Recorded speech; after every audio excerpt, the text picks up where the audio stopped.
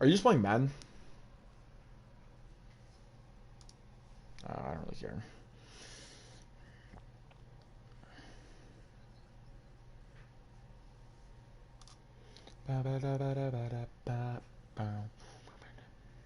Details. What? Okay. Can you do me a big favor, Cardi? Can you send it to the chat?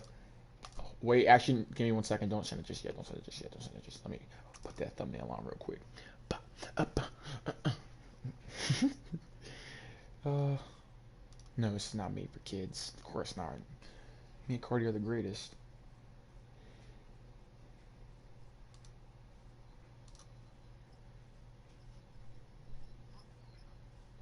Yeah, she's not made for kids, bro. All right, send this live stream to the chat. It's ready now. I sent the the shot callers. The MJ thumbnail should be up and ready. It should be up and ready. Yeah. Well, yeah, it just said changes saved.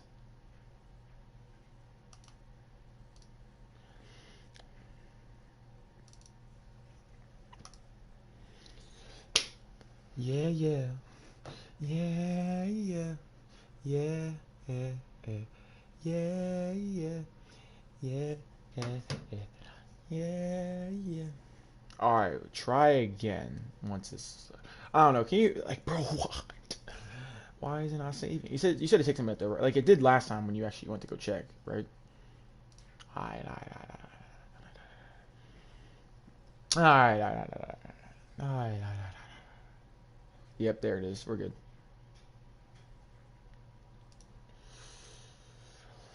Mm, mm, mm, mm, mm. Alright, yo. We are live. Um, I'm gonna wait like a yeah. I'm gonna wait a couple minutes to get everyone situated. Don't worry, you guys will get that. You guys will get that. Yo, if you guys are whoever's in the stream right now, can you guys do me actually like a big favor? Can you guys? And I know this is just something simple, bro, but can you genuinely send this out, put it on your story, bro? Let's let's actually try and make this lit for a little bit, even though I'm a small channel, bro. If the off chance this isn't if someone isn't my friend that's in this, yeah, that's what I thought. But yeah, if you guys can share this, kind of get me, just get me out there, bro. Just so we can make this lit. I know you guys will say, and we of course can talk NBA. You guys can clown Brennan whenever he has a stupid take, but I do want to make this at least a somewhat good live stream for the time being. Oh, relax, relax. All right, you can stop your squeaking now. Yeah, I had to change the screen. Oh shoot, hold on. Yeah, the funniest part is that I had to change this live stream to not friendly for kids because you know you already know Cardi's about to be squeaking. But yeah, no, yes, I do.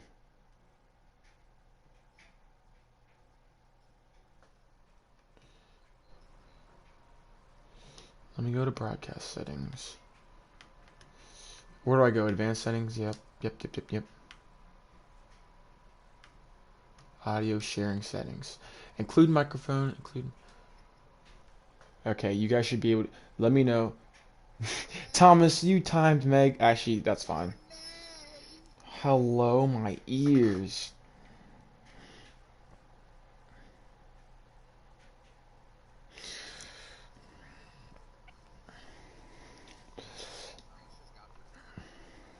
Yeah, it was Meg. It's okay. It's fine. All right, we're gonna start talking NBA and stuff in a little bit, guys. Just give us like a couple more minutes and we'll get started.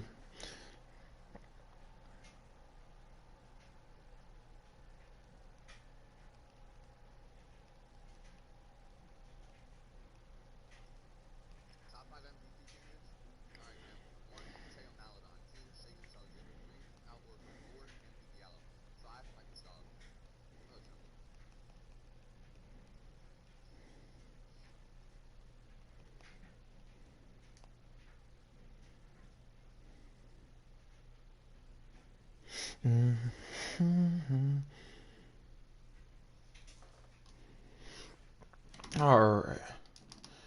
And the most unfortunate part, though, I just hate Bro, how can I y'all just have still to not hear use. my voice? I literally fucking allowed it to be heard. Like, No, it's because I had the stream pause, so they probably can't. I wasn't actually like in anything. hold up.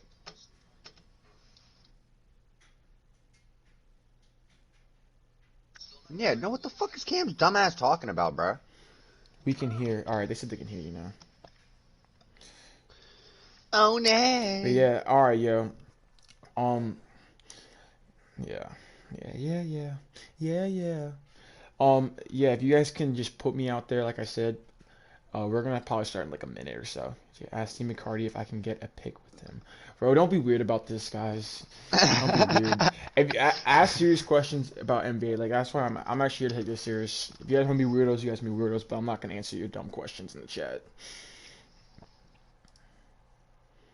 Cardi, do you have your things you want to talk about? Like prepared, ready to Yeah, give? I have like 5 written down. Alright, that's fine. Uh, uh, uh, uh, Dude, I'm playing the biggest virgin in Madden right now.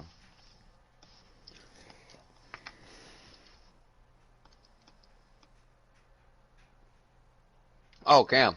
I'm sorry, I didn't let you hear earlier. I said number 1, Teo Maladon. Number 2, Shea Alexander. Number 3, Hamidou Diallo. Number 4, Al Horford. Number 5, Mike Muscala. It's really simple as that. What? I'm trolling. You said we didn't start yet, so I'm just trolling. I know you're trolling, but like at the same time, I don't know that you're Oh, trolling. fact. Lou Dort should be up there too. You're right, Jack. I don't know, Casey though. The best per scorer in the NBA is Bradley Beal. He said I'm. Bro, stop trolling, bro. Stop trolling. That's not a troll. Bradley Beal is the best pure scorer in the NBA. Oh, oh yeah, definitely. He's the greatest of all time. All right, Cardi, you ready? I'm about to get this going. Yeah. Yeah. Mm, mm, mm. Aduma.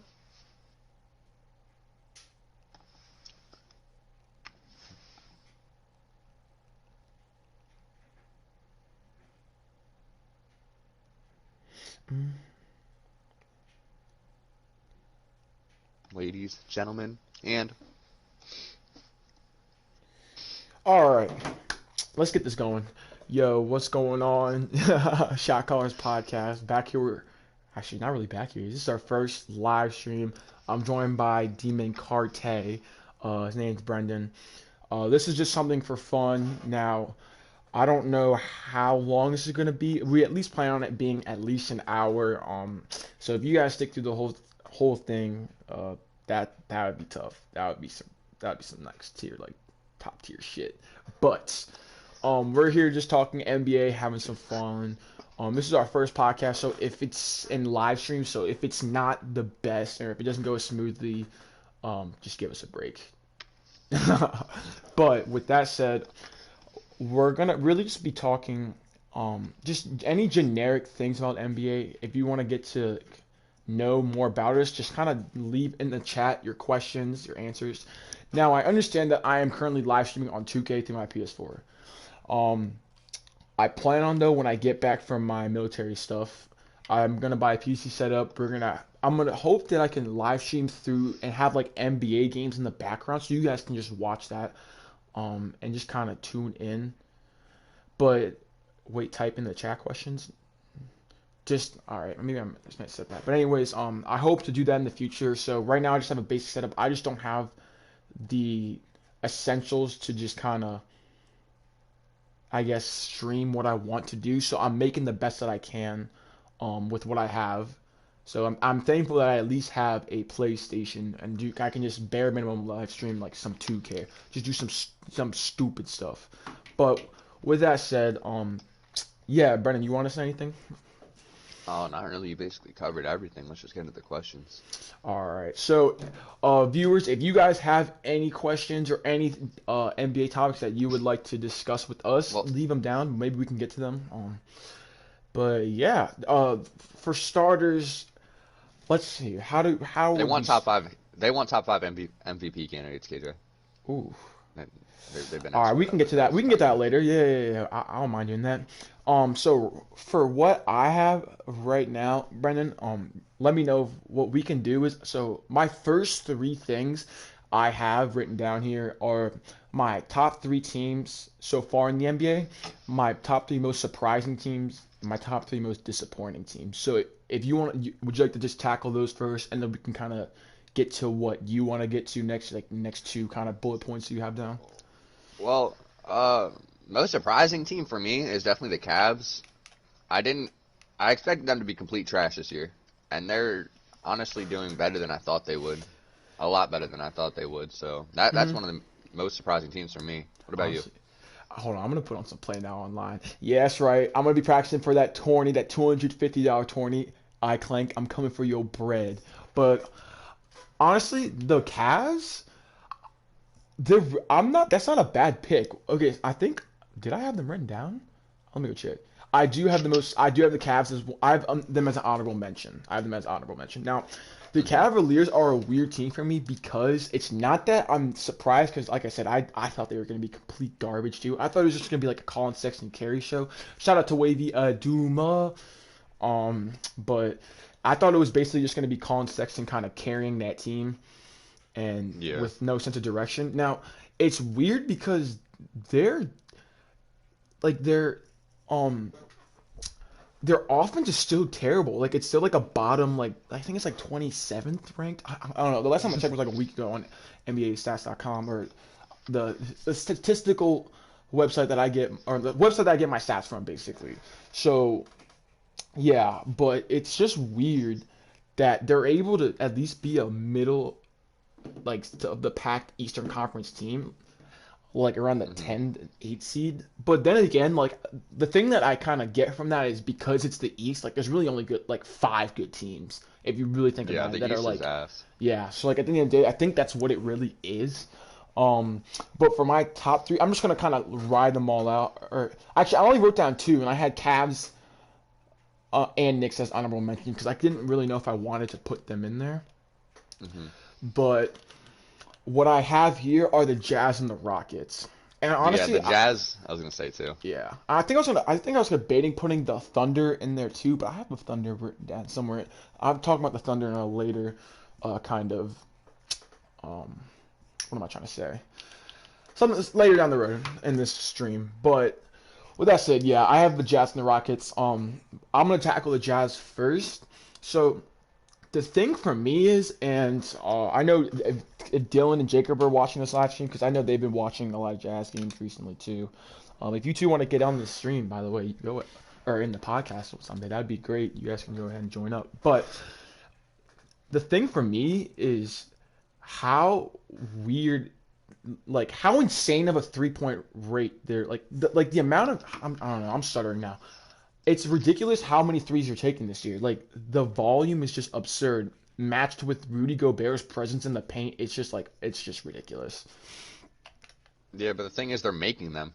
Like they're Exactly. shooting at a great percentage, but I forget which game it was, but I remember one of the games they just got cold, and I forget who they were playing, but the team just came back because they couldn't hit threes. So if they cool down mid-season, they're gonna become a lot worse team, and that's Uh, just really I simple. somewhat agree with that. I wouldn't say like a lot worse. I mean, maybe I'm not kind of getting a sense of your definition of a lot worse, but it's so weird because like the entire year, and I'm pretty sure like the entire NBA community was like this is like they're gonna cool down eventually. Like they have to cool down eventually, and they just haven't. It's like 20 some games into the season, and they just haven't cooled down, and it's so weird.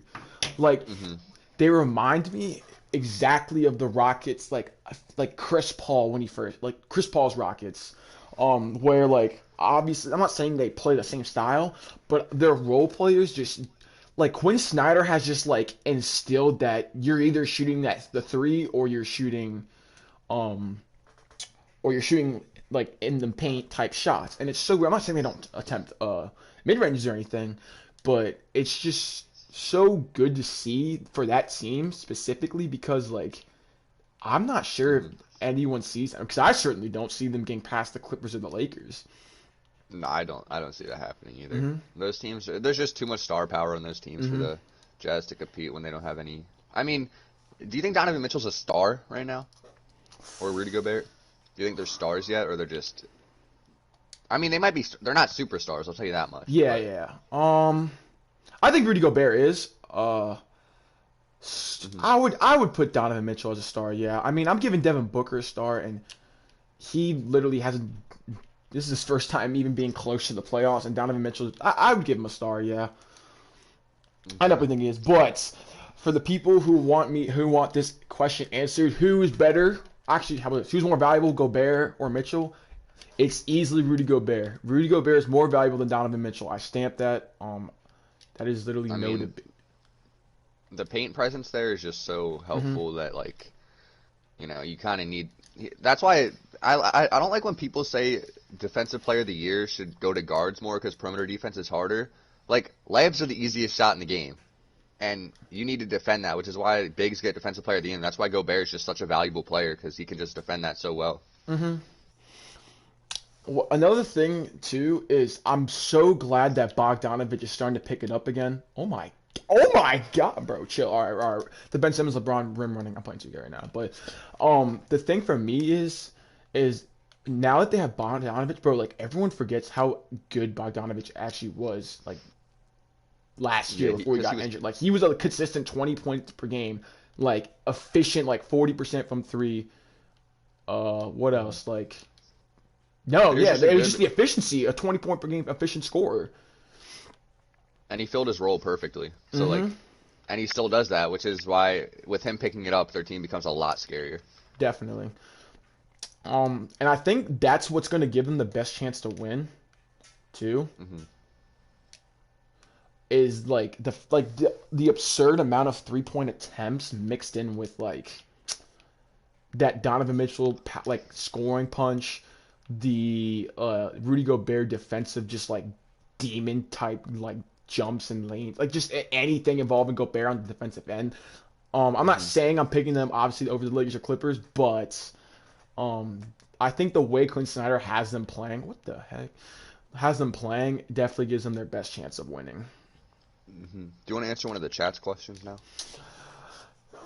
Sure. Chat. You guys got any questions? Colin Sexton top 10 shooting guard in the league. Hmm. Ah, yeah, yeah. I'll say yeah. Um, I don't It's hard. know. Well, just okay. Let me hold up. Let me go pull up just like all the shooting guards in the league real quick. That's my. See, when people Um, ask me like those type of questions on the spot, like I just gotta like kind of pull up like players that I can compare them to, and then kind of just like get it. Well, see, it's hard now because I'm playing 2K, but let me just look up top. I'll just look up shooting. Here, let me pause this. Shooting guard rankings. I think I'm putting Sexton in the top 10 for sure. I mean, This year he's been balling. He's been yeah, balling. he's just a great scorer. But like, actually, he's been doing it all over the court, honestly. But like, when he has those games where he just puts up hella points, it's so much fun to watch him Hmm. play. Yeah. Okay, so we have no way Luke Godin's here. Oh, what's good, Luke? We have all right. So one we have. Let's see. We have James Harden at one. Obviously, he's better than.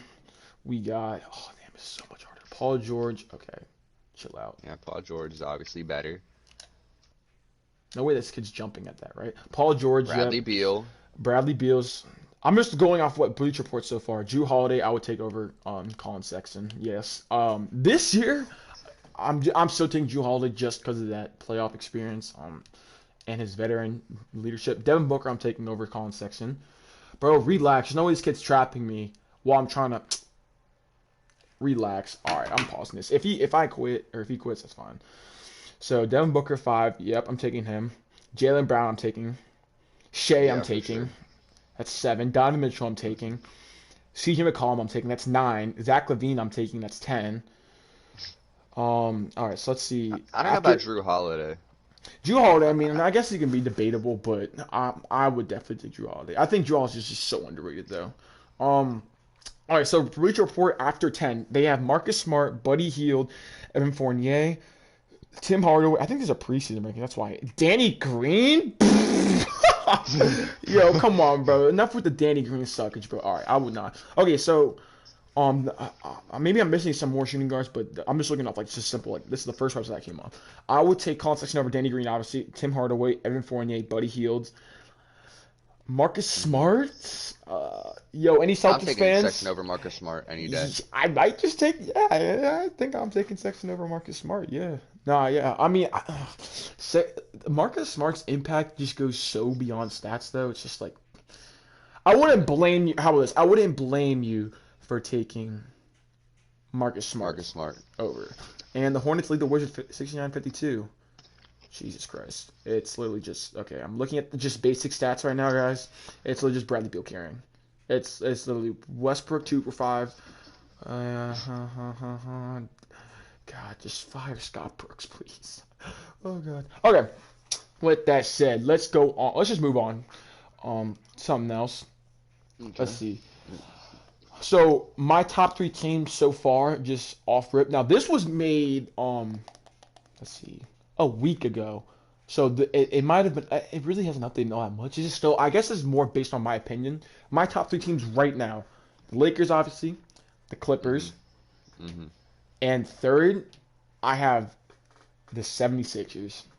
I'm taking the Nets. I don't know if third that's a hot any day. take. Let me know in the Any day I'm stream. taking the Nets top 3. They're going to figure it out. I don't think any team's going to have Ooh, this yeah, no, I ability to agree do it with in a that. 7-game series. I kind of agree with that, but I'm just going based off of what we've seen right now, not based off like potential and like what to expect. Yeah, I know I was about to quit. I'm sorry, guys. I'm just trying to focus on this stream. Honestly, Nah, KJ, I'm taking the Nets any day. I'm taking the Nets over the 76ers, yeah, but right Why don't you now, just say- right now, like based off what we've seen right now, I think the 76ers have proven to be better. Joel Embiid has been my MVP candidate up until like last week, and then I think LeBron is mine for now. But yeah, on honorable mentions, I do have the Nets and the Jazz though. So if you want to go ahead and kind of talk about whatever, like your Nets or whatever you want. Well, the Nets, I just don't think anybody has enough star power to compete with Kevin Durant, Kyrie Irving, James Harden. Like, there's just teams are going to put their best defenders on the players, but then they could just give the ball up. Like I saw when I forget who they were playing, but Kyrie was being guarded by somebody who was bad, and then they switched somebody better on him, and he just passed the ball to Kevin Durant. He's like, all right, your turn. You can go cook now. Teams just don't have enough defenders to guard everyone on the court, which is why they're such a good offense, and I definitely think they can figure the defense out. Nah, yeah, I actually agree with that. I think at the end of the day, having 3 elite bucket getters is just like a recipe that like there's no way it should fail. Braden talks about how like the Nets are guaranteed a ring this year. Now I still don't think they're getting past the Lakers. Like at the end of the day, I'm never betting against LeBron, like because LeBron's the GOAT. We don't gotta talk about that right now. Maybe we Aren't can you mention betting against Brady today?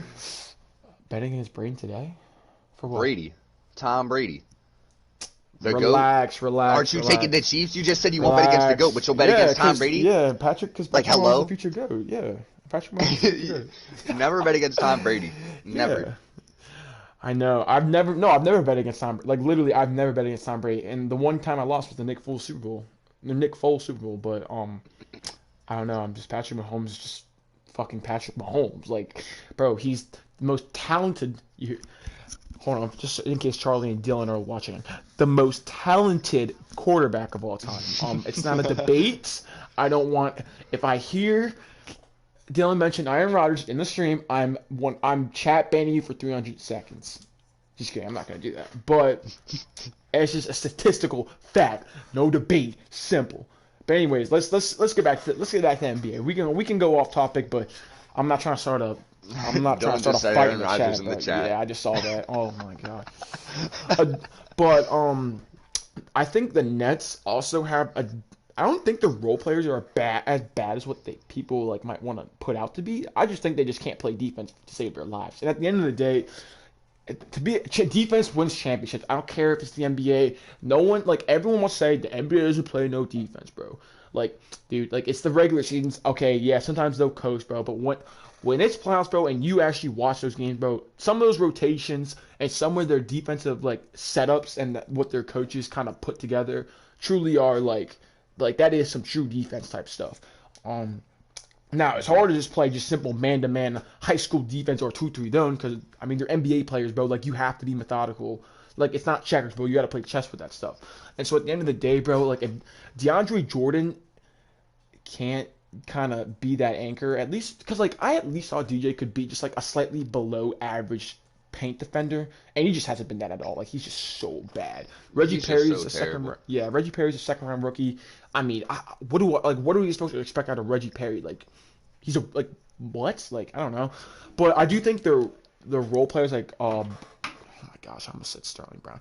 I'm just gonna say Brown because I always mix them up. Okay, Brown. Oh my god. Oh, I can't pronounce his name. Oh my gosh, it makes me so mad. It's to do with the three names in this thing. It's pronounced so weird. Timothy Luwawu. Yeah, he's been a solid shooter for them. Joe Harris, obviously.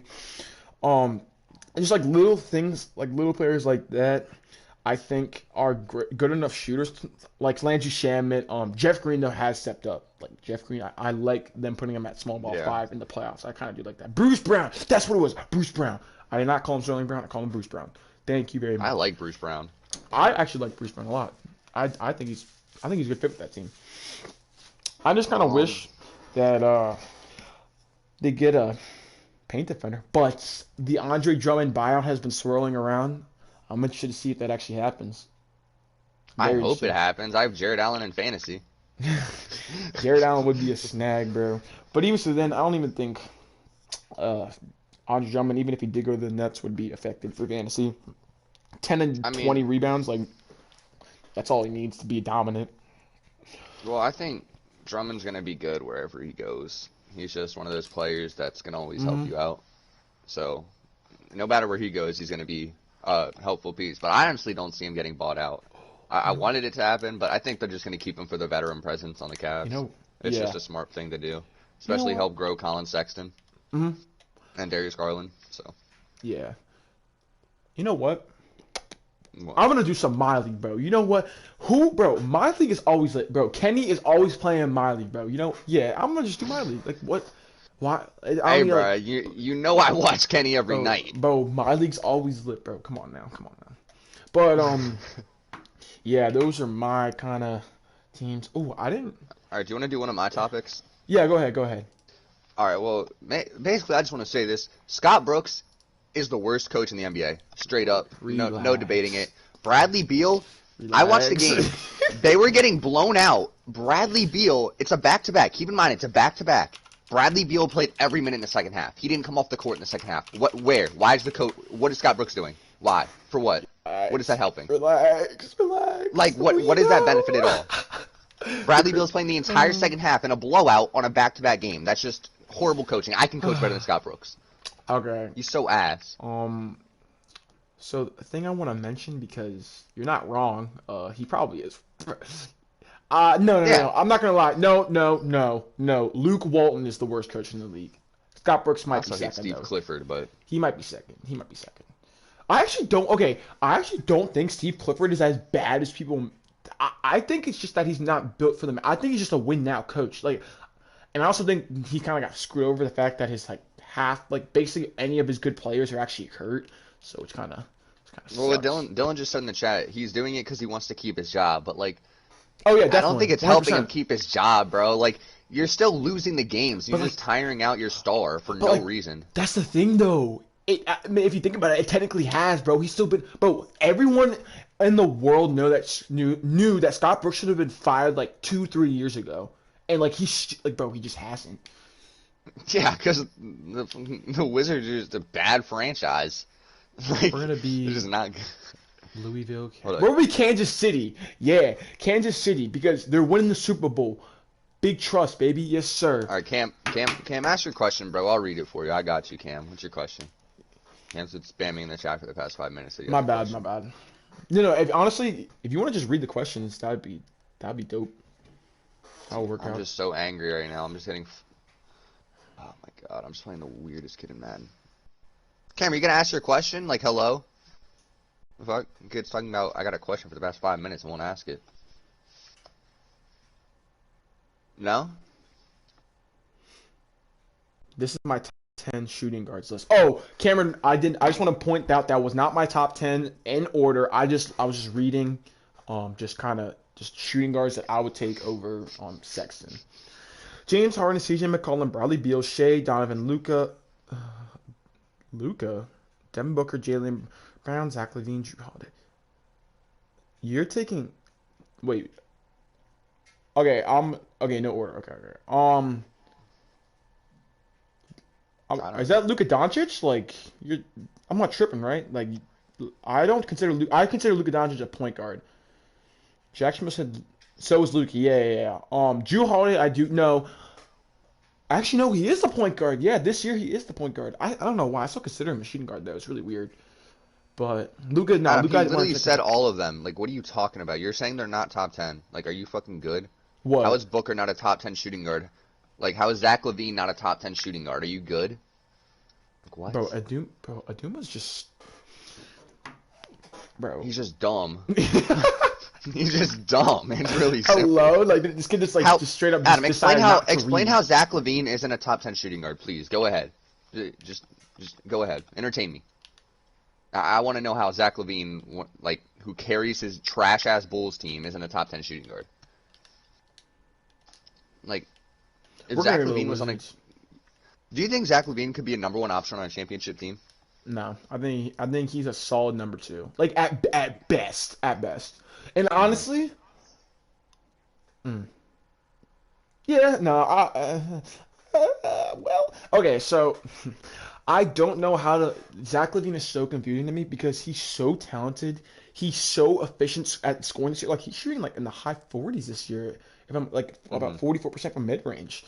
And he shot, like, in the, like, low 30s last year. But that's not my point.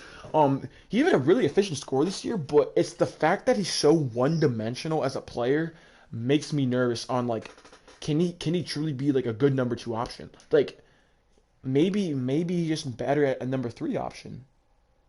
I don't know because think about it. He can't play defense. He's really not a good playmaker. He's mostly a pure scorer. Yeah, that's literally it. Now like I said, he's been a very efficient scorer, and the Bulls this year is not Zach LaVine's problem. The Bulls, oh gosh, the Bulls have their own issues, and it's not Zach LaVine's fault. But I'm not sure. I want to see Zach LaVine where he's like in a stable kind of organization, bro. Like he really went from the Timberwolves to the Chicago Bulls. Like yeah. He didn't really upgrade much. He didn't upgrade. He just downgraded. Yeah, exactly, bro. So it's kind of hard when we don't got much going on. So yeah, I mean, I don't know. I don't want to blame Zach LaVine though. But Kobe, Adam, did you say Kobe White's good? Kobe White should not be a point guard. Kobe White should be a shooting guard. Yep, I'm 100% agree with that. Like if they've been trying it out, and I don't know why they still are. It's clearly not working. And it's not like they have anyone. I mean, it's Satoransky. I don't think Kobe White's terrible, Jack, but I do think I don't think he's a point guard. I think he'd be a lot better as a 6-man, to be quite honest. I don't see that superstar potential. I see one All-Star type potential, like maybe a league average 20-point per game scorer at his peak. Like that's kind of what I see. Cam said most players I'm most surprised by. It's a hard question. I'm most surprised how ass Devin Booker has been. I'm pretty surprised about that. You're just mad you had him for fantasy. Dude, it's just frustrating. Like Chris Paul made him worse. I don't know. He just doesn't get assists anymore. Devin, it's okay. Devin Booker hasn't been like ass this year, but he just hasn't taken the jump that we expected because Chris Paul is just known for like making players around him better. Yeah, but he made him worse. Nigel's in here. Nigel. Zach LaVine isn't. I didn't say he isn't a playmaker. I just said he's like a below average playmaker. And that's statistically a fact. And if you you can watch the games, and it's just like, I think Zach LaVine would be better as a secondary playmaker, but with Kobe White on that team, who's actually like pretty bad at playmaking. No, yeah, I'm not even gonna sugarcoat it. He's been pretty bad at playmaking, like just in general, statistically. And if you just like kind of watch the games, if Levine had someone like Ricky Rubio, let's say, I think that would just go. I think that would be so much better for him. And Ricky Rubio's not even. He's literally just like most average player. Um, but yeah, I love Zach Levine and Bulls talk. We can go back to that more in the Dylan's a future. moron. Jeremy Grant was not the most surprising player this year. Everyone knew Jeremy Grant was going to be insanely good. Like, it wasn't a surprise that he's been this good. I wouldn't I say expected him everyone to do did. this. I thought he had potential to do it. I didn't expect I this, mean, though. I've watched him since he played on the Thunder. I knew Staff he was lottery, really good. Staff So, like, signing? I'm not surprised at Oh all yeah, by this. let's fire Scott Brooks immediately. Because we actually have common sense here. Hello. That is a good decision, KJ. That is a good decision. All right, who's another? Domantas Sabonis, most surprising. Yeah, I'm pretty surprised. Sabonis has been insanely good this year, even with Miles Turner. Like, Miles Turner's been pretty good too, but I was surprised OKC fans. Yeah, Jeremy Grant on OKC was nice. He was such a good role player, and just nobody like ever gave him that much credit, even though they should have. I don't know why they didn't. Garland hasn't been Adam, Garland isn't that good. Like, I don't know what you're talking about. You just suck off the Cavs for absolutely no reason. Like, you don't know what you're talking about. You just say any Cavs player is good, and they're not. Like Jack Haynes said, double the offense, no defense. All right. So next up, let's kind of go into my top 3 most disappointing teams. I'll let you go ahead and tackle this first. But what I have written down is I have the Wizards, the Raptors, the Mavericks, and then the honorable mentions. I have the Pelicans and the Heat. I'm gonna let you go first because I want to actually get to all 5 of these teams, and I kind of want to mention you. I'm not gonna try and make this too long, but I want to tackle those individually, like just by talking for a little bit. So I'll let you kind of go. Well, but those are my first of all, 3 teams. I just want to like piggyback off you. I'm not surprised that the Wizards are ass. I expected the Wizards to be ass. I made a bet with you that the Thunder would be better than the Wizards because I knew the Wizards would be ass. Westbrook doesn't translate to winning. He translates to losing. And when you have such a shitty team around him, you're not going to win. You paid Davis Bertans $82 million to do what? To miss? Like, that's what it seems like. So that was bad. But I am surprised that the Pelicans are kind of ass. Like, I thought they were going to take a major step forward this year, and they just haven't. Like, Zion's good, but, like, it's just their coaching is just awful, which is why I think they haven't been able to take the major step forward. But, yeah, what's your opinion on them, KJ? Oh, say again. I'm sorry. I was kind of like looking. I was zoned in this kind of thing. Say again. What? No, go ahead. Oh, the Pelicans. Oh, I said the Pelicans. I said, I think it's just the coaching, which is why they're so bad this year. And if they were in a different situation, and if there was a different coach, they could have been much better. And then I asked, what do you think about that? Okay, so, Pelicans. So, okay, why? Give me 1 second again. I do think Gundy is kind of a part of the problem. I don't think he's such a bad coach to where like he needs to be fired off 1 year because I think he has a resume that's proven that he can coach in this league. Now I do think I don't remember. See, this is where I need to do more research on this topic on if Gundy is the GM of the team as well. Like Doc Rivers, I'm pretty sure. No, not Doc Rivers. There's you know how there's coaches that are the actual coach, but then also get to do basketball decisions and operations. Yeah. So I forget if someone let me know. Jackson, I know you're in the chat. Let me know if Gundy has that power too, because I don't remember it. Because if so, then I can criticize him more. But I forget because if so, then I can blame him more. But I do think he has a proven resume, like I said, so it's not like all his fault because I think the spacing on the team is just so putrid. Like it's kind of hard to expect them to just be some efficient team. Now what I do blame for Gundy is now they're not at the top of the league in pace. Exactly. That's what I'm saying. If you have Zion and Bri, they're not at the bottom or anything. It's not like that at all. But I do think I'm not sure the reason why they can't be the number 1 team in pace. It's kind of where I'm at. Nigel just basically did say that. Yep, whatever you just in the chat, it's facts. I wouldn't pin it all on Westbrook, but we'll get to that in a little bit. Um, what I think is I was so uncertain about that Steven Adams signing. Not that Steven Adams is a bad player or anything, but like he just doesn't fit with Zion. Yeah. Like at all. Like it's so weird and awkward seeing those two on the court to pair with the fact that Alonzo is just not shooting well this year. Um yeah, see okay, Jack Schmidt was right. Operations when he was coaching Detroit. Yeah, that's what I thought. Okay. I don't know, it's just so that it just doesn't work. Okay, the Bledsoe Lonzo is not a long-term solution. We all know that. I think in my heart of hearts that Bledsoe should be the one traded because he's not the long-term option. I think Lonzo, you can work with Lonzo in the right situation, but at this point, man, and this is where I also want to bring up the Bulls. I think the Bulls right now should make a trade for Kobe White for Lonzo Ball. I'm not sure draft picks and other players involved how it's going to work, but I think that would be such a good fit for the Bulls having Lonzo there instead of Kobe White. I think it would just be so much better because one, they're so piss poor on defense, which Lonzo can do. They need playmaking, which Lonzo can do at an elite level in the open court. I think his half court playmaking is overrated though, and it's overshadowed by his like open court and like fast break playmaking. But nonetheless, he's still a great playmaker. Basically said like if I could just categorize as that as a playmaking, Lonzo would be in like the upper type tiers of that, I guess. But yeah, like running the floor, Lonzo's great at playmaking. But like in a half court situation, it's just not.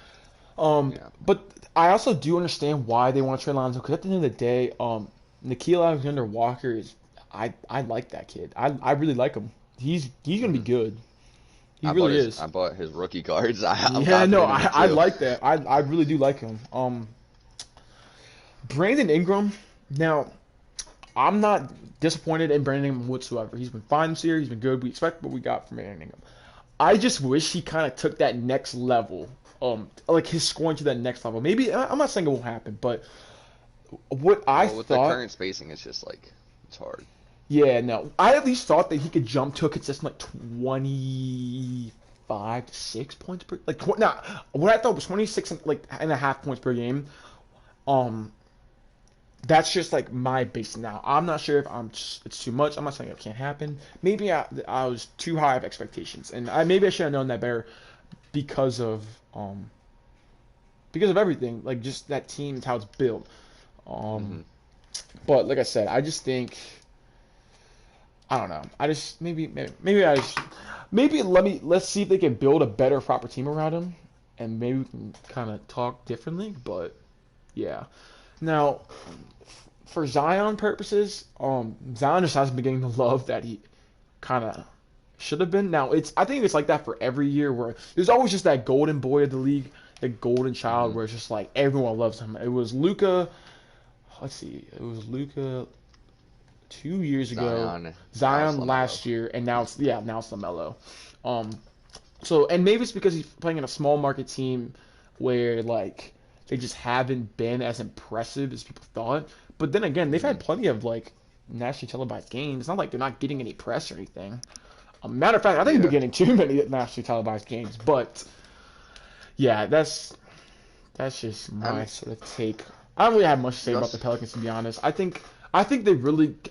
I wouldn't be surprised if they turn it around like mid-season, like 20 games down the stretch, and we see them like basically fighting for that 8 seed again. You said there are other teams you want to talk about that have been disappointing. Yeah. Okay, so I would love to tackle the Wizards first. The Raptors really haven't been that disappointing. I might have to take them off the list because, like I said, this was made like about a week ago. But boy, would I love to talk about them. Yeah, you can go ahead to your spiel on the Wizards because I'm gonna go get a drink of water because I know you're gonna take a minute with this. Yeah, that's fine. Yeah, just give me 1 second, guys. If you guys can do me a favor, if you're enjoying the stream, drop a sub, drop a like. We got to 81 subs, 83 subs, guys. Thank you. We're trying to hit 100 by mid-February. I'm not sure if it's possible, but that is the goal. We're trying to hit 100 subs, and my goal is so that, like I said, I want you guys to be aware. Now, if you guys can spread this live stream out, this is my first live stream, first type of podcast live stream that I'm doing. This is just kind of something fun that I like to do for the people who haven't been here. And this is just something I want to take serious in my future when I get back from boot camp. Like I said, I'm sorry that since it's gonna be 14 weeks long, so I'm sorry that the channel might be dead for a little bit. Maybe what I can do is honestly is just create a ton of just so many videos, and I can have Brendan upload like once every like week or so. So that you guys at least know that I still want to keep doing this when I get back. Because when I get back, the plan is, because I'm going to have a fat check from the Army, and I'm going to take a portion of that to make a true PC setup, YouTube setup with a mic, a camera, a face cam, and just, just like a true good setup. Instead of here, you guys watch me like play 2K and do this stuff. We're in the background, we have, let's say, like NBA highlights going on. You guys see me interacting with you guys, just something like that. Stuff like little things like that is just what I want to do to improve the stream, so that in the future, you guys will. I don't know. You guys will just know like in the future that I want to take this more serious. Like I said, this is our first live stream, so if I am stuttering more than usual and me and Brandon are kind of talking over each other at points, I apologize for that, but I do want to keep this going. But like I said, if you can do me a favor, kind of get this stream out. I'm not saying you have to do this or anything, but if you guys know anybody that just has free time, it's just like, let's say they're just chilling at home and there's nothing better to do, and they're NBA fans or just want to hear people talk about NBA, just kind of send this link to them, send the live stream to them. But yeah, I know Cardi is getting his water. But I'm just going to. I think we're gonna talk about the Wizards. I did have the Raptors on there, but yeah, I'll talk about the Wizards in a second. Nigel said Wizards' problems all stem from coaching and center/forward play, and I feel like people forget Westbrook can carry a decent team to the playoffs like he did in OKC. Send the coach long. On God? Put that on God. Nah, just do it. Like seriously. Nah, send it to Coach. Nah, just send it to Coach Berg. He would actually watch it.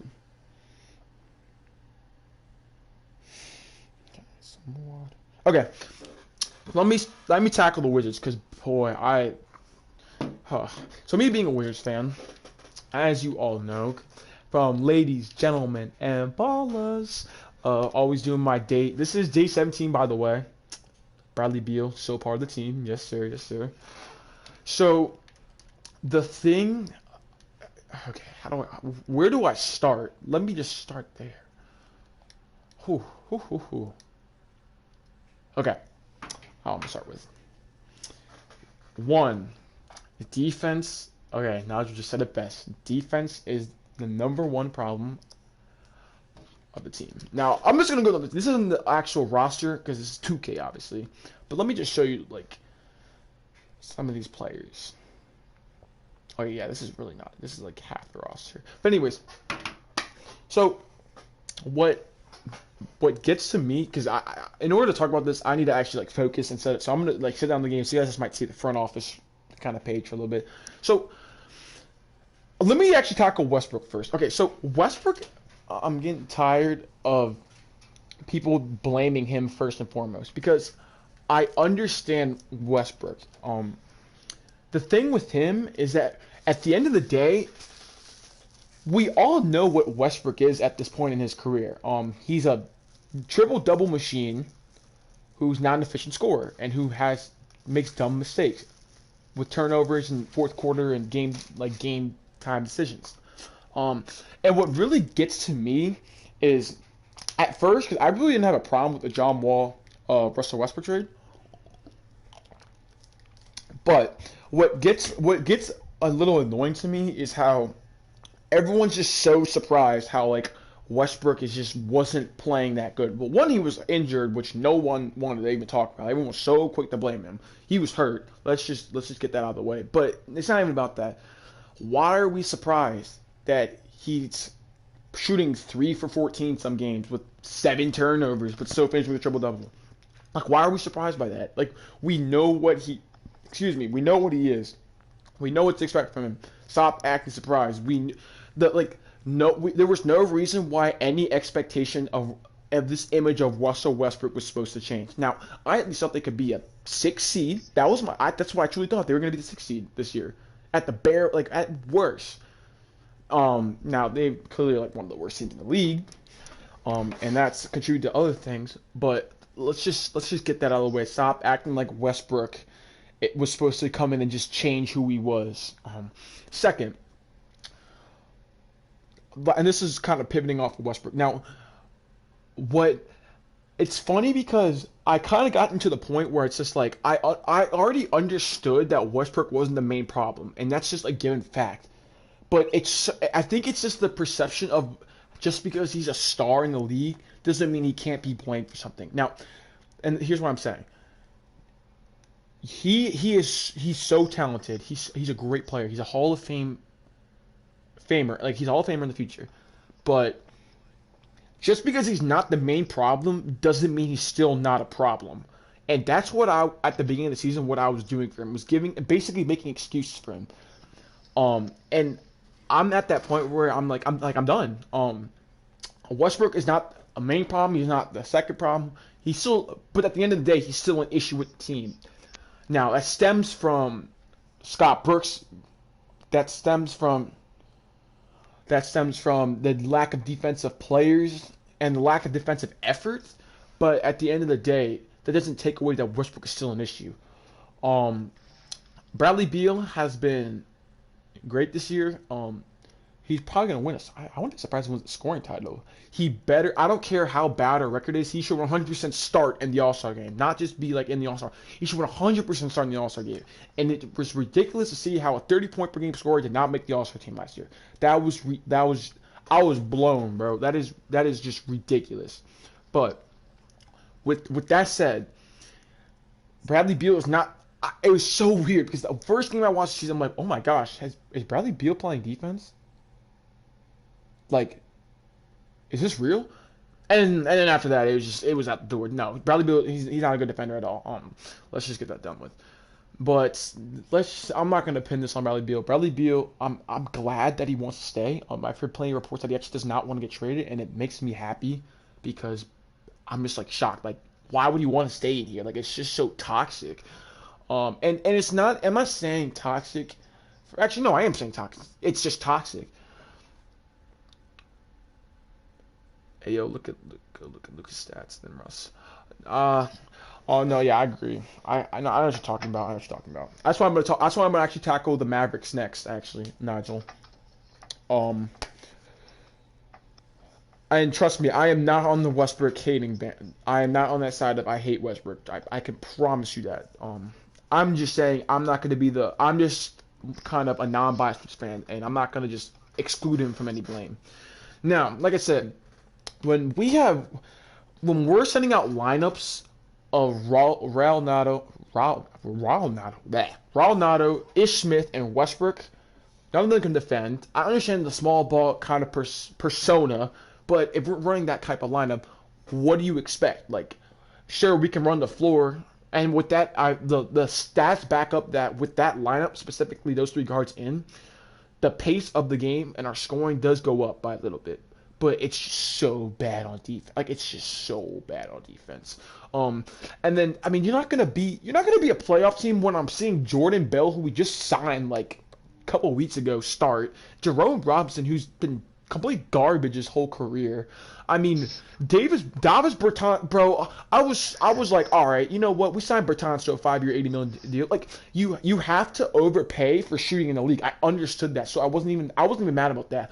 But he's been so bad this year. Like, he can't make a shot. Like, it's ridiculous. Like, bro, how are you a shooter and you can't make a shot? Now, I blame that half of it on Scott Brooks for not giving him the right sets to be able to thrive. Because I kid you not, 70% of the time, I'm watching a Bradley Beal, Westbrook ISO / pick and roll with Lopez, Mo Wagner, or Alex Len now. And it's just like everyone just sit there and watch. There's no ball movement. There's no just basic like passing and cutting, like just something like middle schoolers do. I'm just thinking like, hello, like can we do something?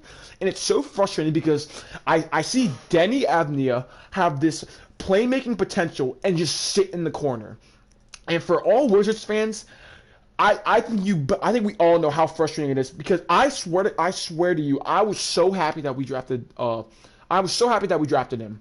Okay, I truly think he could be an all-star in the future. I think he has potential, and I really like him because he brings stuff to the table. And he's actually been a better defender than advertised too. I'm not saying he's been great or anything, but he's been a better defender than advertised.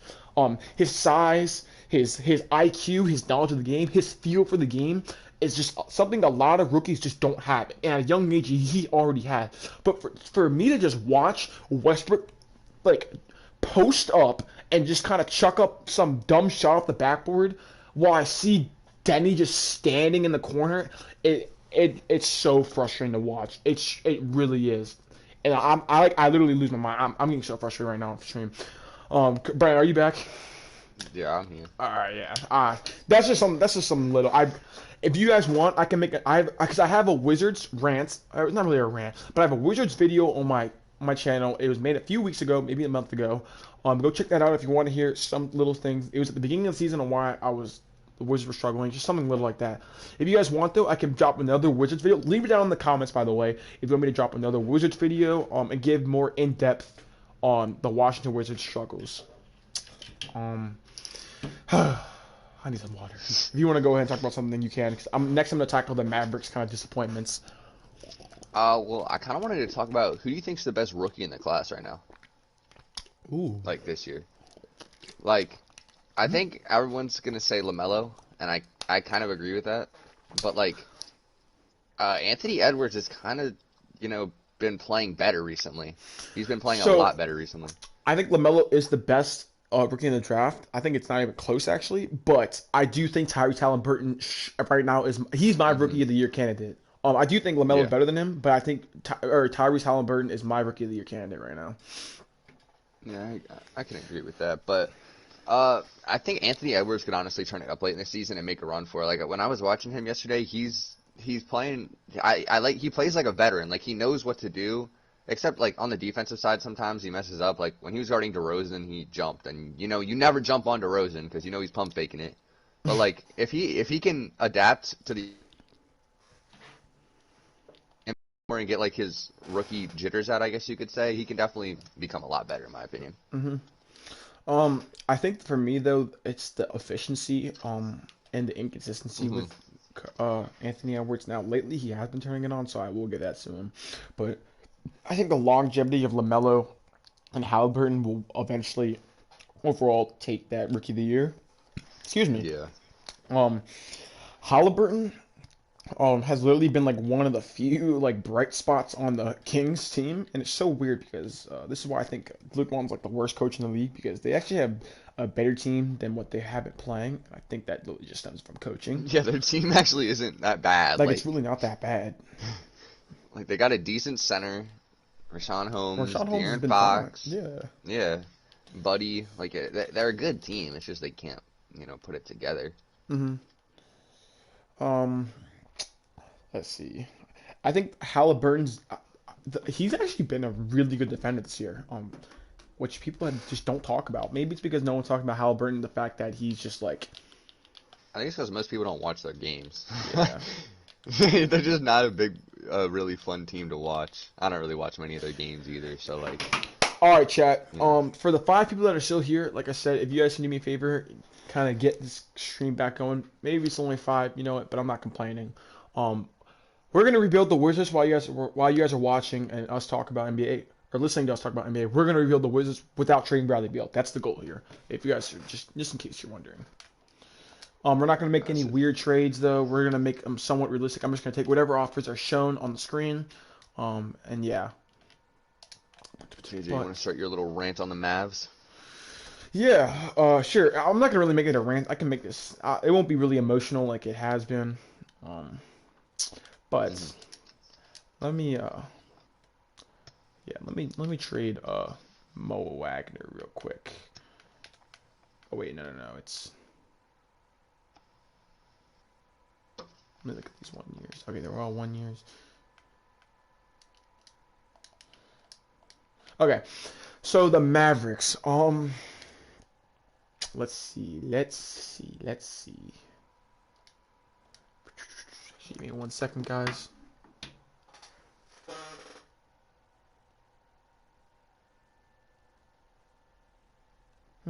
Dylan said I miss Wall. You I didn't think see we him all play miss for 2 Wall. years. How do you miss him? I think we all miss John Wall. I certainly do. How? It's not like you saw him play recently. Last I time you miss saw John him play Wall. was like It doesn't matter. what, I miss John 17? Wall. I really miss John Wall. He's the GOAT. Okay, so the Mavericks.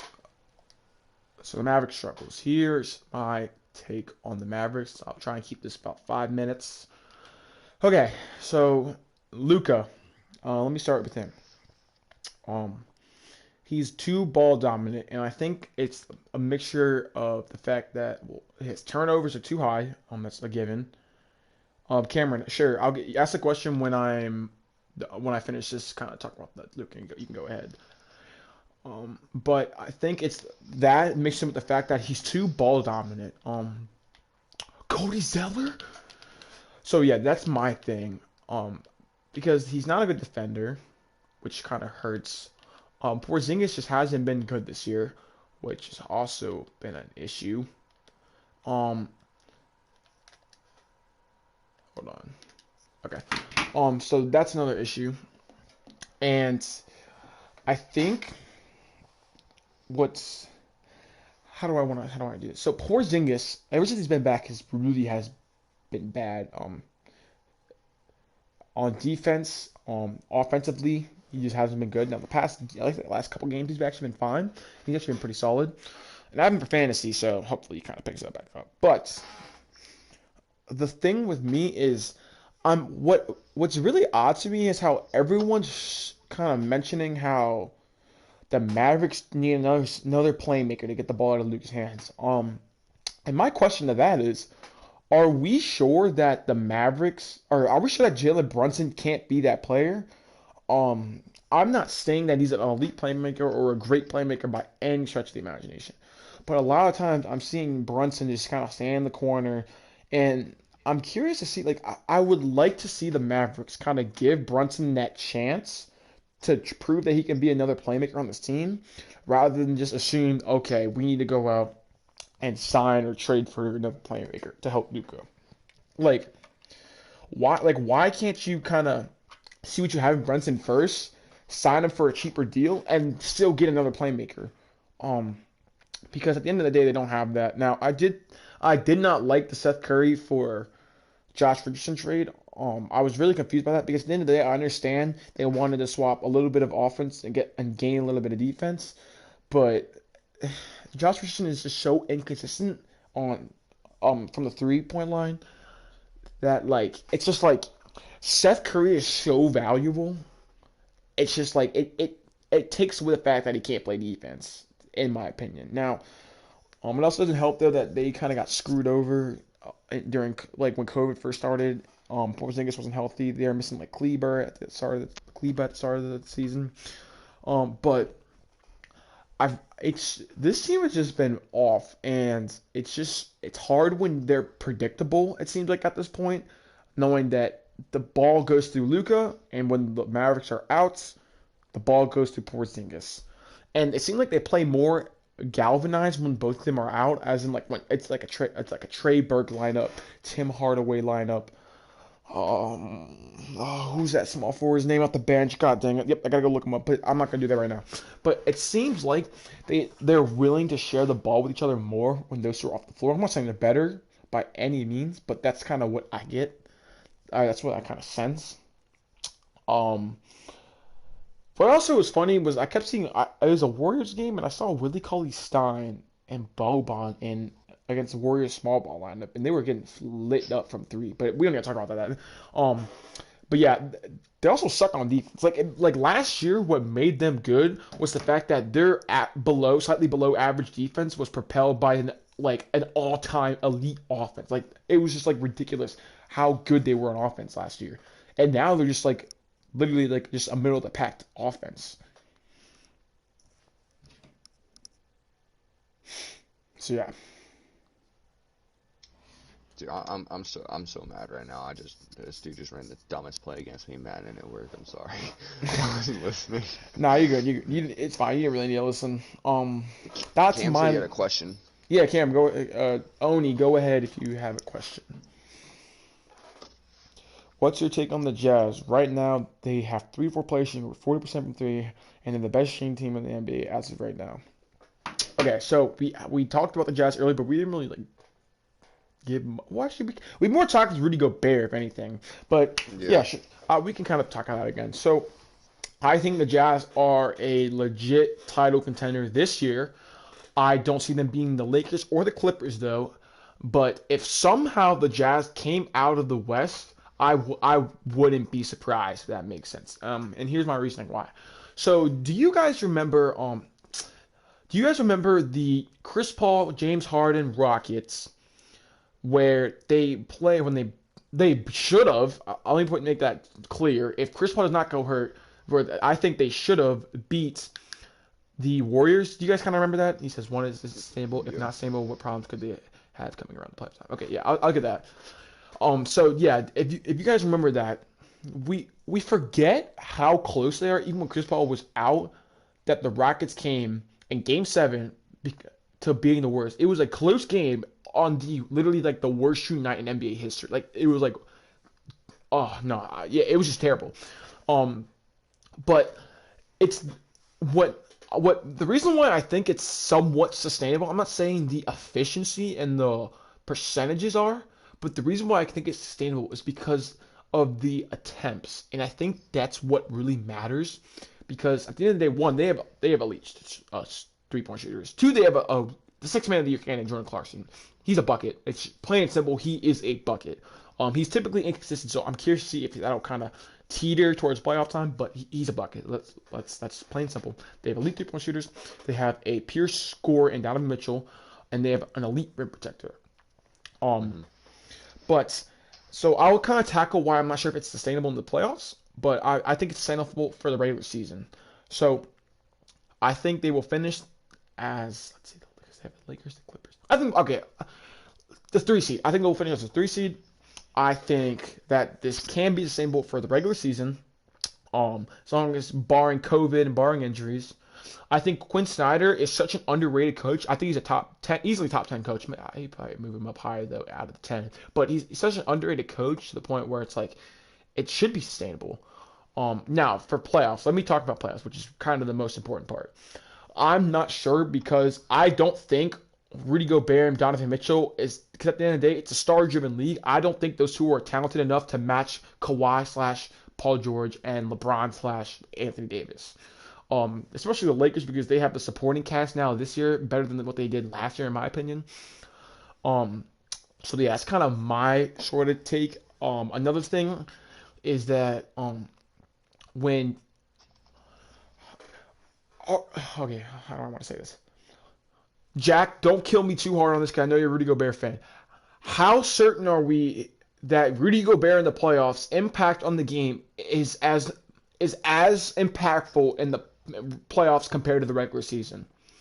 Now there is no Houston Rockets pure small ball team, so I understand that. The Clippers and the Lakers are they run with two prototypical big men, so I understand that. Even though Marcus Gasol can space the floor a little bit,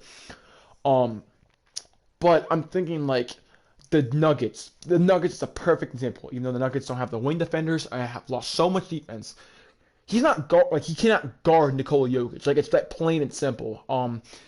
Are we sure now? Now, see, here's the weird part because they can get to the finals because the Nets are not in the finals. Dylan and I will tackle the dark horses after this. Are we sure that, like, when Gobert plays the Nets, and let's say they roll out Jeff Green, who is Gobert guarding on the perimeter? Like I think they would get just destroyed by the Nets. I don't think he would be matched well with the Bucks unless they put him on Giannis. Maybe they put him on Giannis. That might be a different story. I just think of the Nets as like he would absolutely just get torched. Now, like I said, thankfully they are in the West, and they do not have to deal with kind of just like this so a bunch of small ball lineups and stuff like that. So maybe he'll be fine. But that's kind of my thing. I think it's sustainable. For regular season, I think the amount of attempts, maybe the efficiency goes down, but I think they could make a really deep playoff run, like conference finals type playoff run, and upset the Clippers at least. But I think at the end of the day, LeBron and Anthony Davis, Kawhi and Paul George, like I'm taking those two teams because of those two superstars. I wouldn't put my money on the Clippers and Jazz because I really wouldn't be surprised, but I would 100% put my money on the Lakers. They're my team to get out the Western Conference, and I think they should be everyone's. Brandon, if you have anything you want to talk about? Well, you basically covered the whole thing. All I'm gonna add is like, yeah, if they go against a team like the Nets with three superstars, I don't see any possible way they win that series. Gobert, it's just they could just abuse Gobert because he's not a good perimeter defender. So if they run small ball lineups, like you said with Jeff Green, I don't know what Gobert's gonna do. They're gonna have to take him off the floor, and if you take basically your best player off the floor, then you're not gonna win the games. It's really that simple. Mm-hmm. Um, I think Donovan Mitchell also. Now he lit it up in the bubble last year, but for some reason I just have this kind of thought in my mind that Mitchell will have some dud games here and there in the playoffs. I don't know why I do. I just kind of get that sense. So, Well, Donovan Mitchell can go into pure scorer mode when he has to. We saw that last year when he played against the Nuggets in the first round. Like hmm his 50-point games. Donovan Mitchell can turn it on when he needs to, but I don't even think that'll be enough to beat teams with 3 stars because that's a really hard thing to do. yeah. Um, let's see. So I'll tackle my dark horses. Only way they win the series is if Clarkson eats off the bench. I agree with that. I 100% agree with that. So let me look at my dark horse. So my dark horse contenders are the Pacers, the Nuggets, and Celtics, and honorable mention the Suns. Oh, I didn't tackle the Heat, but most disappointed team. I'm just gonna keep that really brief for the Heat. Um, I'm tired of the Heat slander. I am a believer of the Miami Heat next year. I think they will come back. They are my sleeper team, dark horse contender next year. I think the Heat have been screwed by injuries, by COVID, and by the fact that the NBA screwed them over. Same with the Lakers on having the most shortened offseason, which went a long way with that team.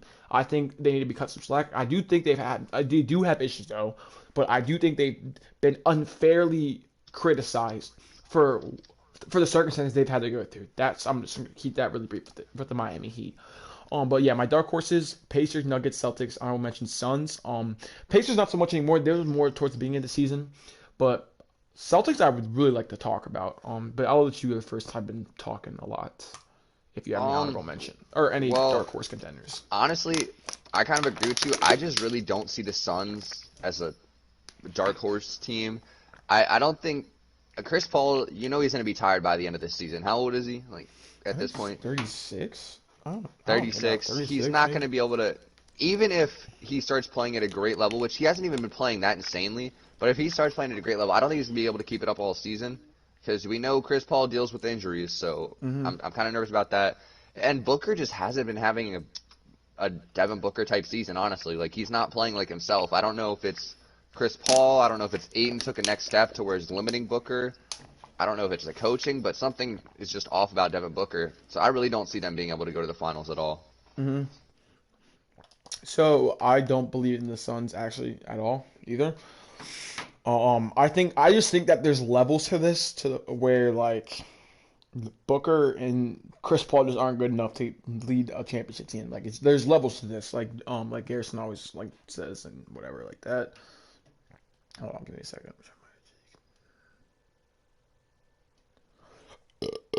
Excuse me. Okay.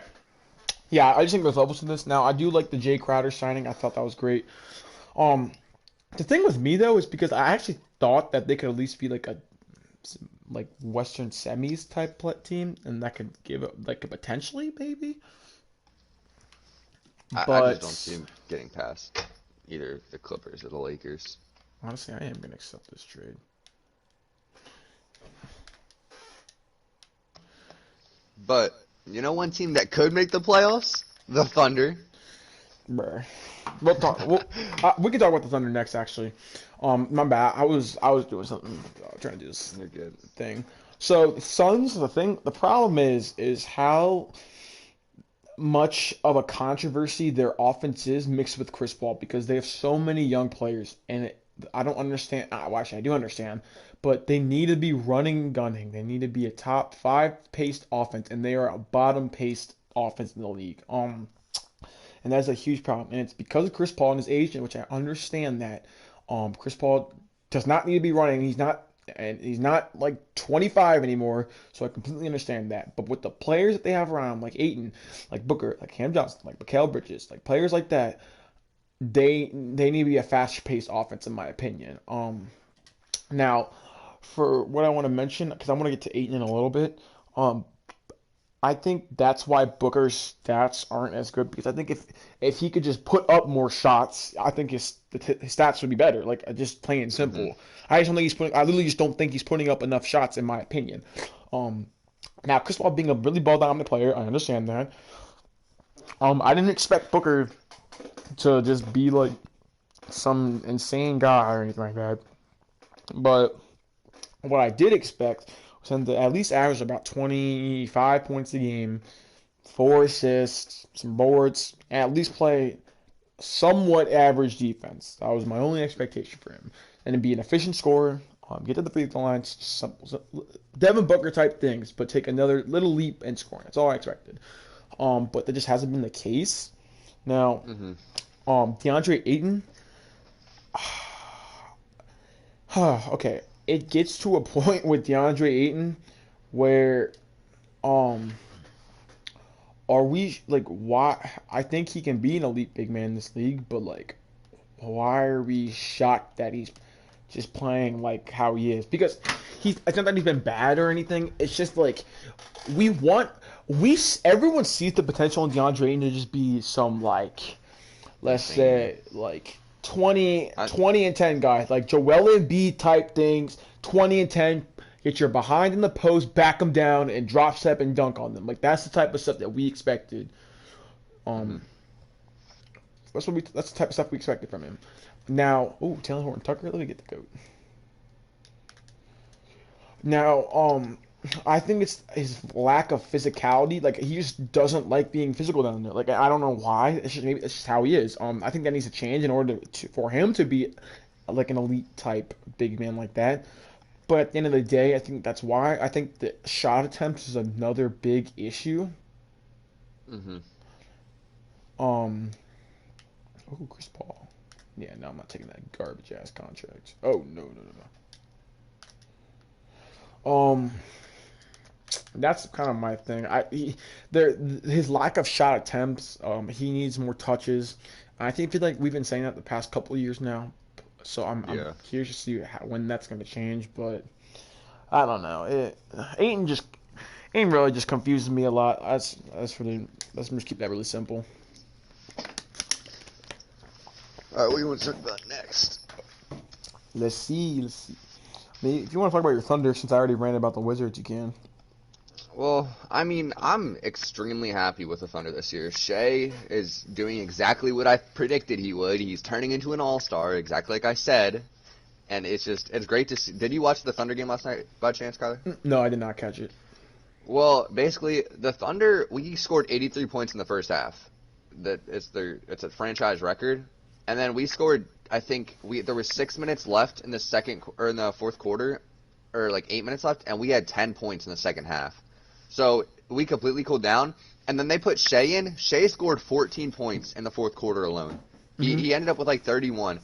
It was great to watch. He just straight up took Ricky Rubio on an ISO. He took Naz Reid on an ISO, and he played exactly like Chris Paul does. He shot the middies. He just got the wide open midi, and like he would do a snatchback and then shoot the midi, or he would go in for a layup. And Shea is probably one of the best acrobatic finishers in the league. He had an insane and one Hmm. yesterday, and it's just so much fun to watch Shea play, and I'm so excited about that.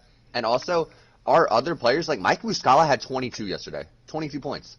Like, I was shocked when I saw that. Like, I didn't get to catch the first half, but seeing Mike Muscala have 22 is a great sign, and I think, like, I know it's crazy to say, but I wouldn't be surprised if that Thunder squeaked into the playoffs as an 8 seed.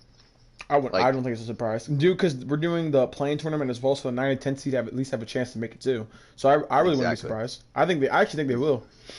Exactly. I don't think we'll. I mean, obviously, we're not going Actually, to go far in the playoffs, maybe but not. Maybe not. I don't know. I have to really think about that. But yeah, I think they could. yeah, that's Um, basically it about the Thunder. I think the Chris Paul signing last year, or trade, like really helped Shea grow as a player. I think Yeah. being in two good systems, because that Clippers team that was super underrated, where those veterans really showed their leadership last year in that eighth seed, how they took the Warriors to 6 games. I thought that was really key for Shea, and then I think Chris Paul with um Shea also really helped him grow as a leader, and I think that's Hmm. really key for Thunder. Now, honestly, if there was one team that, if I was a first time I'm learning about the NBA, never heard about them, and there was one team that I would love to like grow with and pick a team to be a fan of, it would be the Thunder. One because the insane amount of draft picks, like that's just, oh my Yeah. goodness, like. Like if you guys don't get like nail at least like 2 stars like in the future, like you guys suck at drafting, like bro, like you guys Well, suck. I mean, we're usually pretty good at drafting. You Yeah, know, no, Kevin Durant, you guys have Russell been solid at Westbrook, drafting James though. Harden. I mean, So pretty good at drafting.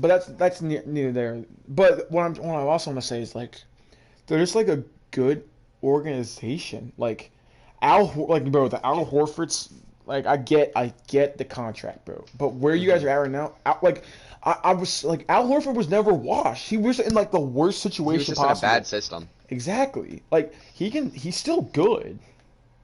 Yeah, I've seen he's been performing for us too, which is the funny part. Yeah, and I have him for fantasy. Blake got the Cody Zeller, Al Horford combined for basically 60 points treatment. Cody Zeller matched LeBron because he's the greatest. Let's go. Oh, mm-mm. But yeah, I really do like what I'm seeing from them. Shout out to Theo Meldon. He's been very good. Teo Maladon. Teo. Oh, I call him Theo. Teo. My bad. My bad. Yeah, Blake said, bruh, he already knows about that treatment. The Cody Zeller treatment, bro. Don't disrespect. He The said that's not their kizzy. body. Um, now, Poku, I think you guys should hold on to him. I think he's just so skinny, but like I think he'll be fine. I think he'll be. Excuse me. I think he'll be a Yeah. solid role player for you guys in the future. Like I see the potential in him. I really don't think he's as bad as how he's been actually playing. I just think like I think it's just gonna take him a while to grow. yeah, yeah. And just, I mean he's a And project player. Like that's yeah, what kind of that's why we drafted him as. yeah. So I'm not mad. So I mean, it just depends on how he develops. But he has a couple years to do that because we're not going to be like competing for anything anytime soon. 7-3. Oh my god. Yeah. No. Yeah. Um, Mike Muscala though. I remember it was when we were talking. You were like, I hate Mike Muscala. He's so Yeah, I bad. know. After that video, he started playing good. The day of that video, or like 2 days after that video, he shot like six. He had like 8 3-pointers or something, like some insane stat line. And then now he's doing this. So, hey, I'll take it. I'll take it. Mm-mm. Kidget, I think I'm gonna have to hop off the stream soon. I gotta go record one of my videos. So, Yeah. No. Are you leaving right now? yeah, I'm probably gonna leave in about like 5 minutes. I'll stay for 5 more minutes. All right. Yeah. I Five gotta minutes. go. That works. That works. Okay. So we did not get to tackle everything. Obviously, I think we're just gonna end it here. So here's what I'm gonna do. I'm gonna edit my document that I have to talk about that we talked about things, and what we can do is next Sunday, we can kind of actually how about this stream? If you guys would like me to keep going, I can kind of talk on my own for a little bit longer. But if not, what I'm gonna do is I'm going to save like I'm gonna keep my document that I have here. I'm gonna keep the bullet points that we did not get to. We did talk about the Jazz being a true contender. Let me delete that. But the things we did not get to talk about, um, I can mention. We can talk about next Sunday. I still have 1, 2, 3, 4, 5. I still have 7 things that we can Yeah, I talk saw a that few I topics did too. not get it to. So yeah, we can save those for next Sunday if we're whenever you're we can I'll figure it out. We can figure that out. Yeah. So don't really need to worry about that. Guys, we will let you know. We'll probably do it around the same time, around 2 o'clock, between 12 and 1. Stay tuned. We'll let you guys know though. Oh, okay, okay, okay. Alright, guys. Well, thank you for watching. Make sure Yeah. to go check out my channel, Demon Cardi. I upload Madden videos. If you're into Madden, I'm gonna start uploading 2K videos too, some rebuilds. So if you're into that, make sure to go check out my channel. Make sure to sub to Private KJ, the GOAT. I will leave Cardi's link in the description in a little bit. I am actually going to keep going just for a little bit. I'm going to talk just a little more. What are we at? We are 84 minutes. Yeah, I'm going to talk just for a little bit longer if you guys want to stay for that. 7 viewers watching. I appreciate you guys showing love to the stream. I really do. This was fun. Even though this was not really the most entertaining way. I know you guys didn't like looking at a 2K screen the entire time and me really not doing anything. But I really do appreciate for the ones who stuck through this. We're gonna keep this going just for a little bit longer. Okay, Jay, thank you for having me. Yeah. Can't wait to be back next Sunday. Yeah, I'll catch you. I'll probably join your party or join. You can join I'm back whenever. Party. I just gotta mute you because I can't be cool. in game chat for my videos. That's cool. Blake, if you're still there. Yeah, no problem. Blake, if you're still there though, we can run some Apex in a little bit if you want. We can run some Among Us guys if you guys want, anything like that. But yeah, let me see. Let's see. What else do I want to tackle? My dark horses. I never actually really got to that because we talked about the Thunder and the Suns. I want to talk about the Celtics. So if any Boston Celtics fans are in here, let me know in the comments. Let me know in the chat. Say what's good, what's good. So let me talk about the Celtics. I am not a buyer of the Celtics, and here's why.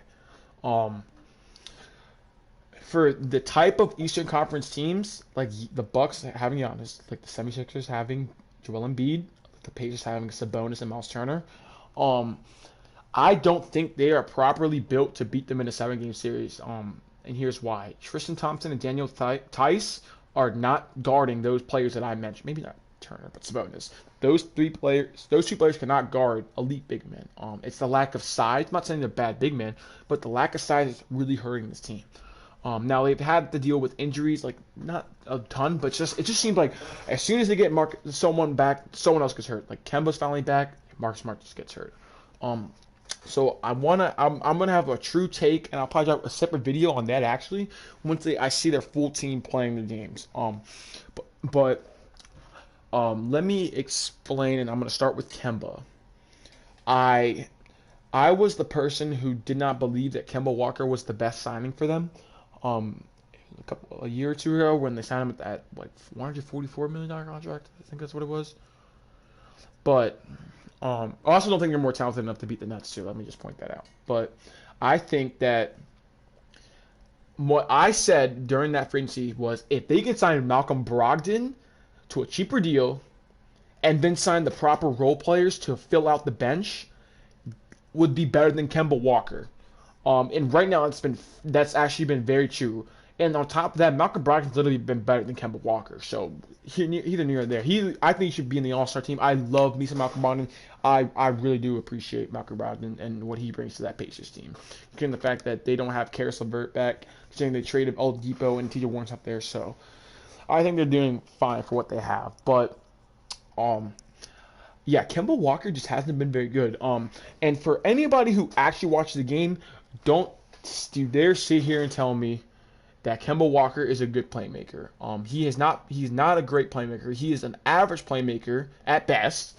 And he doesn't bring anything else other to the table than scoring. Now he's a very good scorer, but I think we saw that with the potential of the Hornets back when he was on that team. Now it's the Hornets. Like it was not a great organization at the time when they had Kemba. So I don't. What is he gonna do? But I think that ceiling when they had Kemba as their number one option, it showed a lot of times. And I'm not saying Kemba Walker's a bad player. I'm not saying this or that. But when he isn't perform, like he'll have games where he doesn't perform in the playoffs. And what does he bring to you when he doesn't? Because I thought Jeff Teague was a solid signing at the beginning of the year. He hasn't been good. Peyton Pritchard is a rookie. He's a veteran rookie, I guess, because he went to college for multiple years. But what are we really expecting out of Pritchard / Jeff Teague if Kemba Walker's not showing up? Now, I think the reason why they have been better than I predicted them, is because Jaylen Brown took that next step again, and has shown why he's a future superstar. I'm tired of Tatum only getting the love. Jaylen Brown is a future superstar with Jason Tatum. Let me make that clear. So I think that's why they've been afloat. I like how Jaylen Brown stepped up big while Tatum was out, and I think Tatum and Jaylen Brown are an elite enough duo to where they can actually get to the Eastern Conference Finals. But I just don't believe that the role players that they have around them are good enough to get them past the second round if they play the Bucks or the 76ers, or even the Nets for that matter. The Bucks have their own issues, but I don't think it'll be. I don't think the Jason Tatum, Jaylen Brown pull-ups are going to be as devastating as. I think it'll be. Actually, no. I'll say this. I think it'll be matched by the Giannis just eating up in the paint. That's what I truly believe. I understand that the Bucks system is set up to where the Celtics will actually thrive in due to the amount of pull-up shooters that they have at an elite level or at a good level. But I do think that their just lack of size, they're basically little to no depth, and their questionable guard play is just, or point guard play, I should say, is going to be their downfall. Now, Marcus Smart, like I said, I think he's not. I think he's underrated to the point where people don't give him enough credit for how good he actually is, and even when it comes to the box score too, and to the stats. But I just think that I just don't think I can trust Kemba in a 7-game series. It's just that plain and simple. And when he has to be the number 3 option for them to even be a competitive top 4 seed, that's going to be an issue. So that's my little kind of take on the Celtics. Let's see. Next up, though, let's see. I'm going to talk about the Nuggets and the Pacers, and I will end the video off that. So the Nuggets. Nikola Jokic, carry fest. That is how I describe the Denver Nuggets. Plain and simple. Nikola Jokic, carry fest. I remember having a discussion with my friends on whether or not Jamal Murray, what he did in the bubble, was truly going to be sustainable. I was not a believer. Jacob was not a believer. I thought Murray was going to be just a 20-point per game scorer. I thought he would be just fine. I knew what to expect from Jamal Murray, but I knew. Or actually, I shouldn't say I know. I didn't believe that he was just going to keep doing what he did in the bubble in the regular season, because his entire career he's been an inconsistent player where 5-game stretch he's just dropping 30 a game, let's say, on elite efficiency, and then 2 games later he has 13 points on 3 or 14 shooting. We all knew what to expect from Jamal Murray. I knew what to expect from Jamal Murray. So if let's say he blew away my expectations, maybe things would be different. But I'm not blaming Jamal Murray for the struggles because I already knew what that expectation was.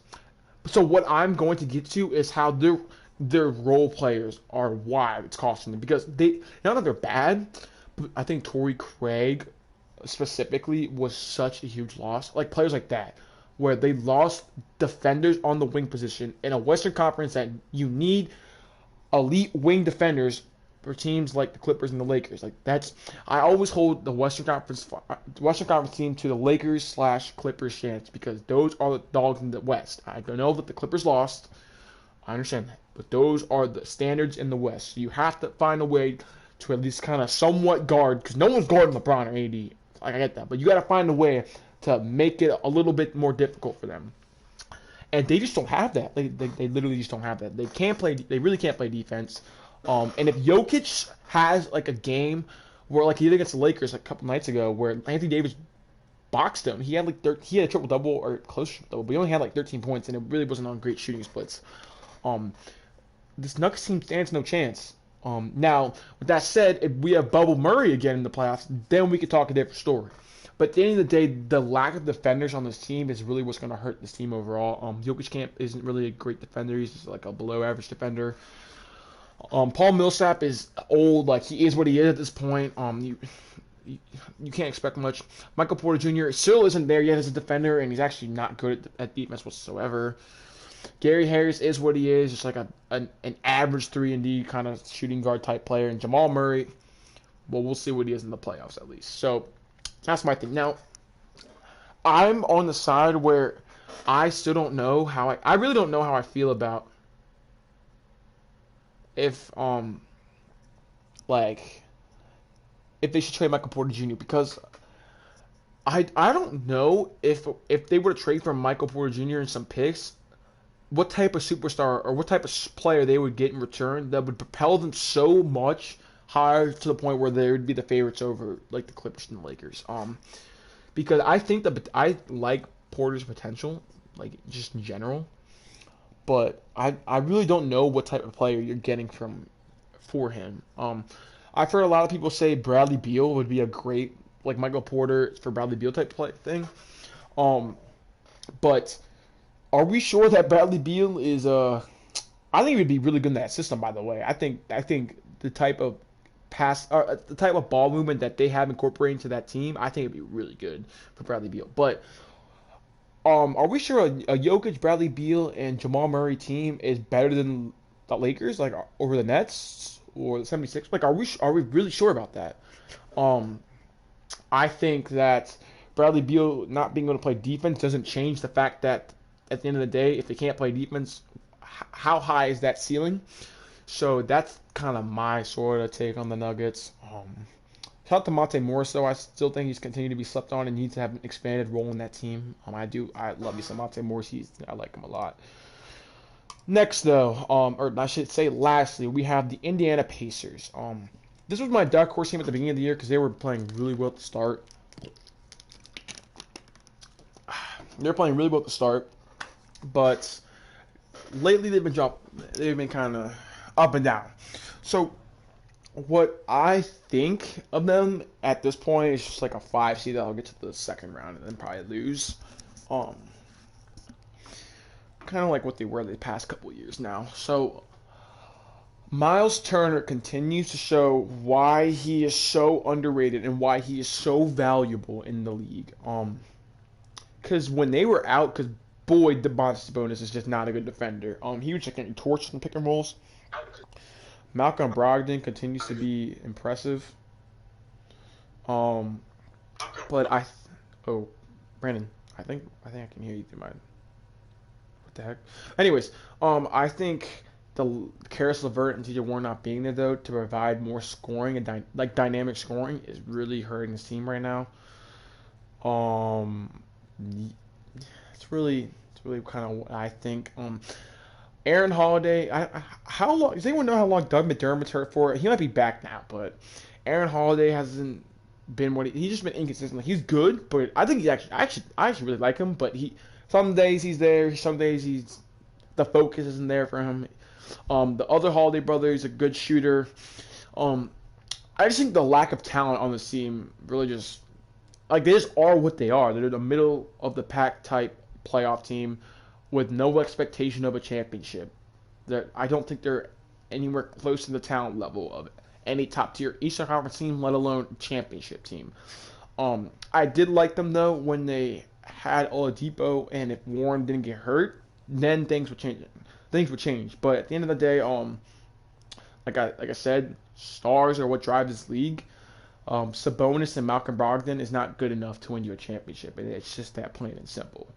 Now I do like other pieces on this team. I think they have some valuable role players. So, and I think if they wanted to, they can go in multiple. I think they could go in a rebuild direction. I don't think they should do that. And I also think they could go and trade for another good player. But at the end of the day, I want to wait and see how good what their ceiling is with a T.J. Warren and Karis LeVert, like fully together. Because people forget how good Warren was in the bubble. People forget how good Karis LeVert actually is. And I hope Karis LeVert's doing well. I heard. I think we all know. I think cancer is what's the reason why he's not playing. So I'll get a little prayer for that man. Hopefully he's doing okay though. We're gonna make sure that he's fine. So yeah, that was a little mini take on the Pacers. Really nothing much to say for them. But with that said, I do have 7 viewers in the stream. I appreciate you guys watching. Now I know you guys have been watching a resume draft thing. I've just been kind of standing and talking this past couple minutes. So I appreciate for the people who stuck through this stream and enjoyed here. Let me know in the comments if you guys, whoever's still here, maybe I'll mod you. I don't know. But this was really fun, guys. I really appreciate it. I gained. Let's see how many new subs I gained actually. 88 subs. I gained. I know it's not much because I'm a small little YouTuber, but I gained 11 subscribers off this. That's dope. We're gonna keep grinding. We're gonna drop daily NBA videos for guys. Let's see. I'm gonna drop a video tomorrow, obviously, because I'm gonna go rewatch some of the games that I missed because of live streaming. But yeah, this was really fun for me, guys. I really appreciate you guys staying here. This is the first live stream, and like I said, we're going to improve the stream day by day. We're going to improve my setup when I get back from boot camp, so that you guys can have better quality live streams, better quality videos. And instead of me playing 2K, maybe you guys have some NBA games, highlights, and things like that going on in the background, so that you guys can enjoy the stream a little bit better.